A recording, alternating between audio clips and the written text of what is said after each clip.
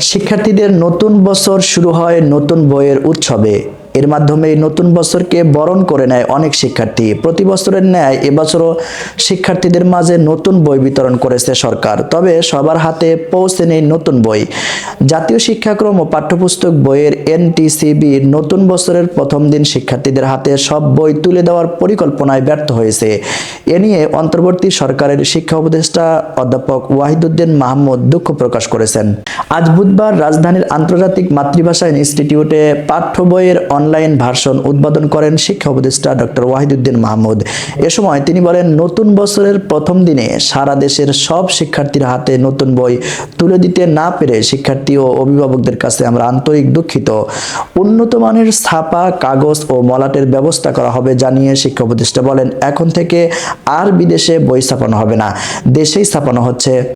শিক্ষা সহ সব মন্ত্রণালয়ের শুদ্ধি অভিযান পরিচালনার পরিকল্পনা।